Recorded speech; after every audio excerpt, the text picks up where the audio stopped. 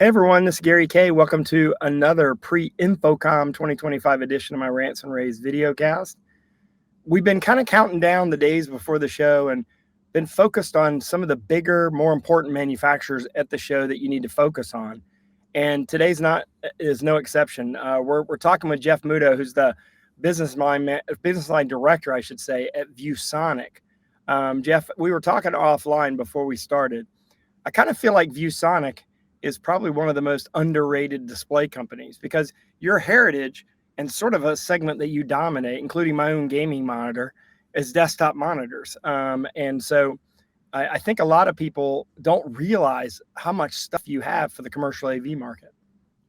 Yeah, and we're excited to showcase our AV products at InfoComm. It's kind of an expansion of our display heritage to kind of creep out from PC monitors into more of the AV displays. So whether it's an interactive or non-interactive flat panel display that you put on a wall or a cart, all the way up to now direct view LEDs. Obviously, we still do projectors. And then we've also introduced a lot of new software to complement our hardware.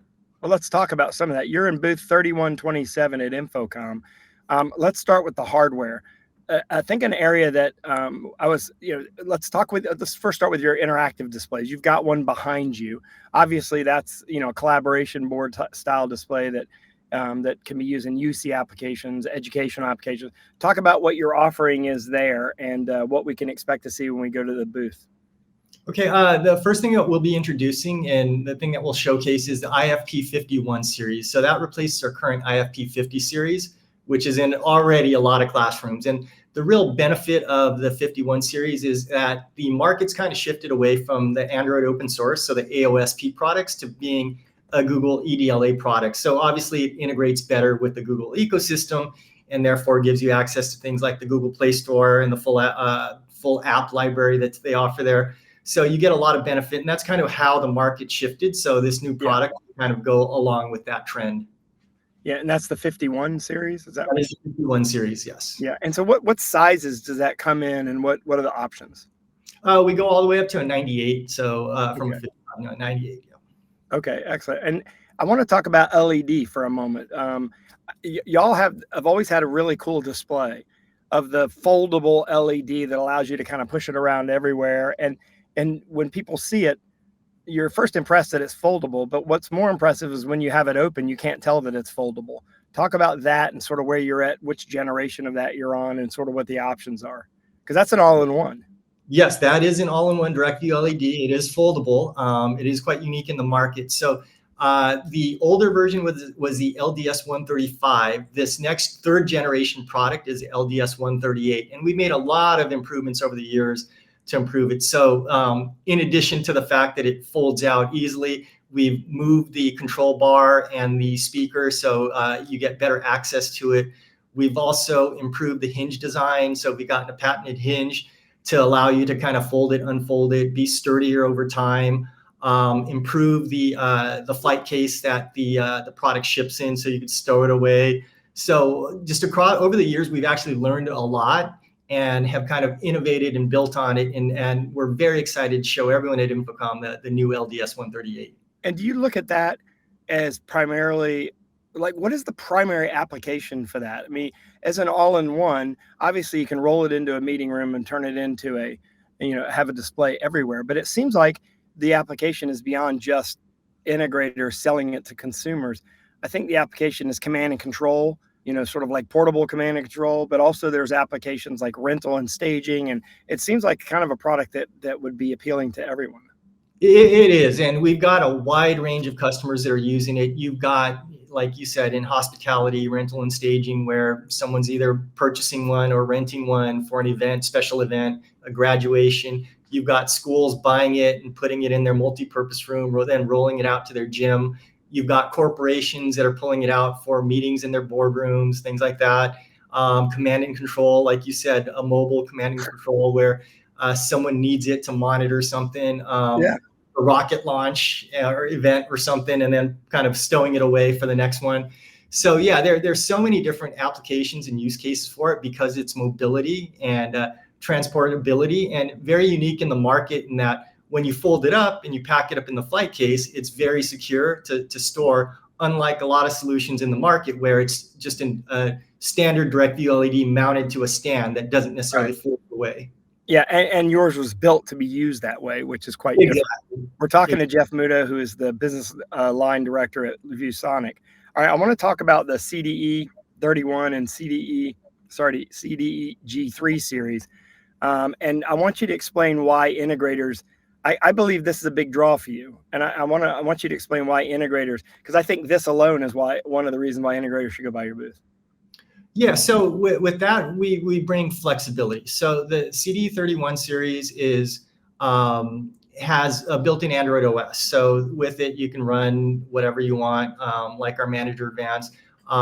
Really, the core of that's a 24/7 panel. So really, kind of out of the box, you can kind of use it as is. Whereas the G3 series, CDE G3 series, is OS-less. So then you get added flexibility. You bring your own device.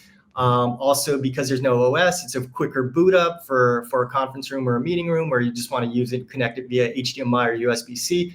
So we give options, and we allow our integrators to have the flexibility, as well as our end users to pick and choose depending on how they want to use the device and display. Yeah, and the thing about those displays is that that's sort of the core display that can go anywhere. You're talking about digital signage, you're talking about UC, you're talking about classrooms, you're talking about hallways, you're talking about greeter signage. I mean, there's so many applications for that. That's sort of like the bread and butter opportunity, and a good launching point for people to get engaged with ViewSonic. Exactly. And the other thing that we're really excited about with the CDE31 series is that we've kind of extended that flexibility to partner with, Crestron, Extron, QSys. So giving you more control options as well. Yeah, that's good.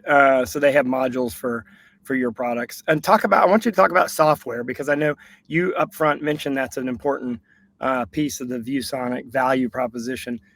Tell us about the software that you have and what's unique and different about it. And we do have several different softwares. Like for our interactives, the core software is the MyView board, which is the interactive whiteboarding. You also have MyView board or ViewSonic Manager Advanced, which gives you remote control capability over your displays, whether it's a CDE, IFP, or even a DV LED. And then now we also have Team Join, which is a collaborative software that allows you and I, and like if we wanted an infinite canvas where we could collaborate and brainstorm regardless of where we are in the world. I want to ask about that, because that's sort of a digital canvas concept. And so if my understanding of that too is that it's sort of like cloud-based, in the sense that if I'm in a room and I have a display, I can pick what part of the canvas to show.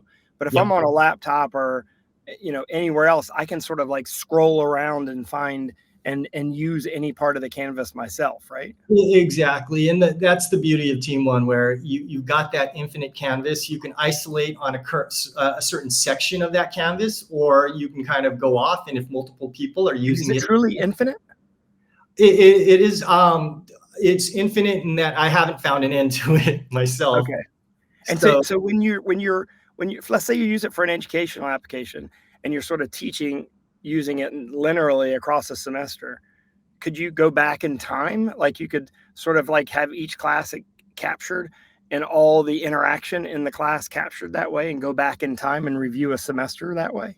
And you can structure it however you want. You could use a single canvas and continue to build on it, or you can kind of create like additional canvases where you can use each lesson or each semester within a canvas. So that's the beauty and the flexibility of it. And depending on the class, right? If you're a teacher and you have multiple classes coming in throughout the day, you could have a separate canvas for each class. It's not like they all have to share one. Yeah.